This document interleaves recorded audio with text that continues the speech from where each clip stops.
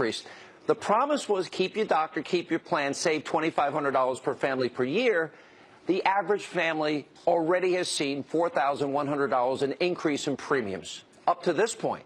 Now they're going to have anywhere between 25 and 116% increase in premiums. That's going to affect the people of Minnesota. It's going to affect the people of Wisconsin and Michigan, Arizona, Pennsylvania, Ohio, Florida in particular.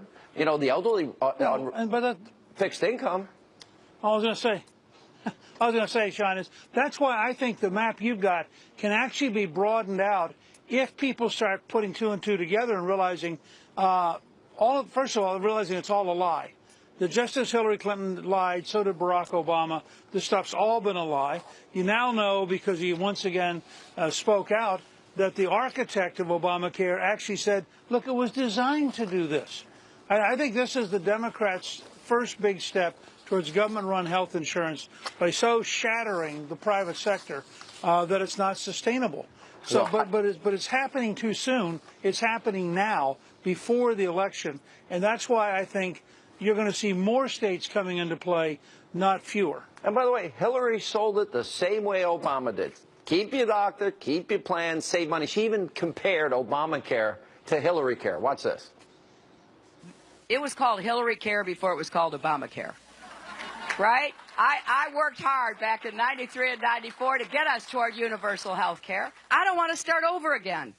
I don't want to rip up this accomplishment and begin this contentious debate all over again. So I want to take the Affordable Care Act, I want to defend it, and I want to improve it.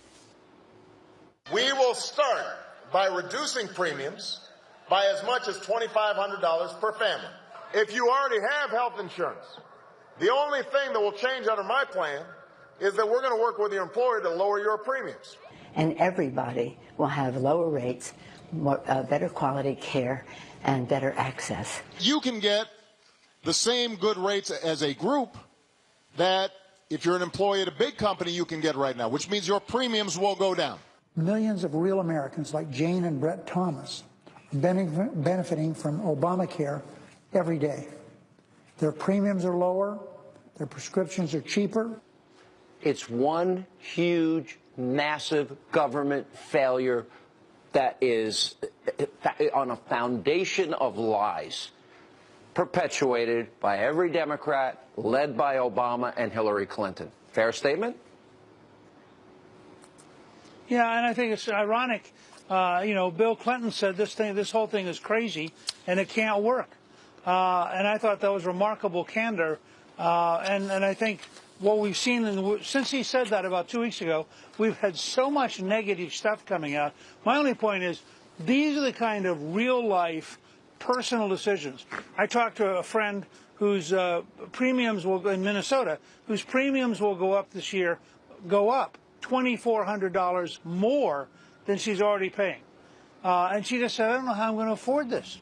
And so that's why you're going to see, I think, more and more people shy away from Clinton and the spectacle of how bad big government has become.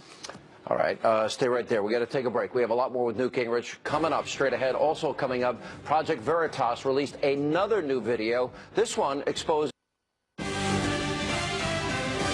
Welcome back to Hannity. Today, Project Veritas released the fourth installment of its investigation into the shady tactics used by the Democratic political operatives to get Hillary Clinton and other Democrats elected on November the 8th. Now, this newly released footage is all about following the money. Watch this. First thing is, like I said, thank you for the proposal, and I'd like to get the $20,000 across to you. The second call I'm going to make here is to my money guy, and he's going to get in touch with you on how to wire the funds to you. Okay, we are running out of time, as you know, so we need to do it quick. He told us to send the check to Americans United for Change. It was earlier this year that we purchased a shell company called Repulse Bay Limited. It was incorporated in Belize, Central America in 2005. Next, we opened a bank account in Belize so we could move money around the world anonymously. Came through in a timely way. Your guy took care of business right away. Yes, indeed. I just knew it took you route through Belize, and I just wanted to make sure that got to you. So good, I'm glad. The money definitely helped. Shortly after the funds were released, Charles Roth's niece, our journalist, got offered an internship at Creamer's firm, Democracy Partners. Roth's money man, Michael Carlson, requested a meeting with Creamer. Carlson said he was looking for an immigration lawyer with powerful connections for a wealthy client in Syria who wanted to live in the U.S. Making the phone call, and we're going to record it. I will try and find a couple of good referrals to you and get back to you pretty quick then, okay? Fabulous.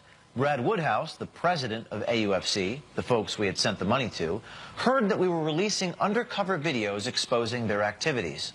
Woodhouse told a journalist that AUFC was going to return the $20,000. He was concerned it might have been an illegal foreign donation. Now, for the record, Fox cannot independently verify the content of that video. We reached out to all the parties mentioned in the video, and Americans United for Change, they gave us a statement and said what they did is perfectly legal, and said this was another, quote, lie-filled, selectively edited video from a discredited right-wing fringe activist. Back with us now, former Speaker of the House, Newt Gingrich. Well, they did admit on video that the money came from the Clinton campaign, funneled through the DNC, funneled through this group that go to operatives that foment violence, that they brag about on tape, completing in Chicago and elsewhere, and a massive voter fraud scheme, and then the new developments today. Your reaction? Will this impact the voters? Look, I think, first of all, where is the FBI? Why isn't the Federal Bureau of Investigation? You have so much evidence here, including deliberate paid operatives trying to foment violence to affect a presidential campaign. I mean, if that's not something the FBI should be looking into, I don't understand how the system works. Second, I think the average voter, and I'm getting this feedback now, for example, from Texas, where there are concerned activists who believe that there's substantial voter fraud underway. And I think you do have a heightened awareness around the country that you have to worry about voter fraud. I've you have heard to worry from more about than violence. I mean, again, more than 24 people in Texas called my radio show and said people vote for Trump, and it switches to Clinton, and then they have to bring the poll person over. Obviously, right, 24 people calling me independently. Well, I think there's at least one county that's looking to go back to paper ballots because they so distrust their machines. So, I mean, there's a lot of stuff going on here that makes this the weirdest election I can remember, and I think. Clearly, you have on the Democratic Party side a willingness to foment violence, a willingness to disrupt meetings, a willingness to intimidate people, and a willingness to break the rules in terms of money. I mean, but this goes back to what to Bob Woodward's statement on Sunday as the leading investigative reporter in the Washington Post, who just said, look, the Clinton operation's corrupt. There's no other word for it. They are corrupt. Let me go to the latest WikiLeaks. Nobody in the media is following this. The revelations are stunning. The latest, Uma Abedin says Hillary's not right in the head. Podesta and an aide criticizing Clinton's instincts. An aide writing there's just no good answer on the server scandal. Podesta saying Obamacare premium increases are politically deadly. Oh, isn't that great? At least he knows the truth.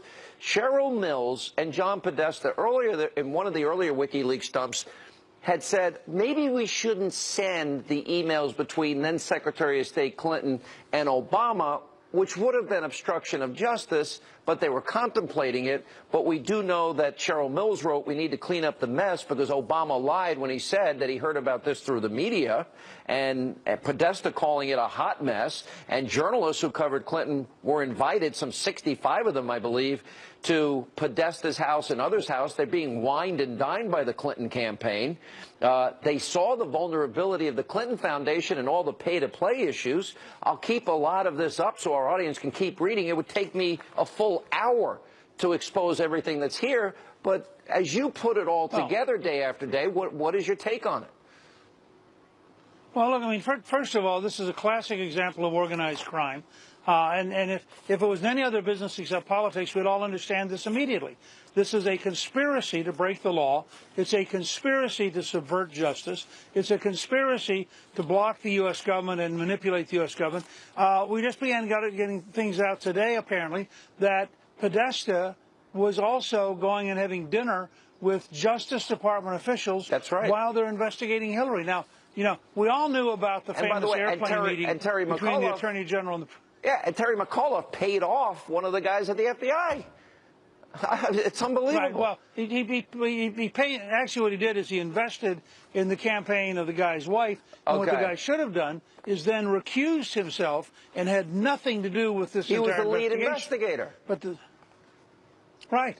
Yeah. And so the whole thing stinks so badly. I don't remember ever in the history of the Federal Bureau of Investigation the level of discrepancy and corruption that we are seeing.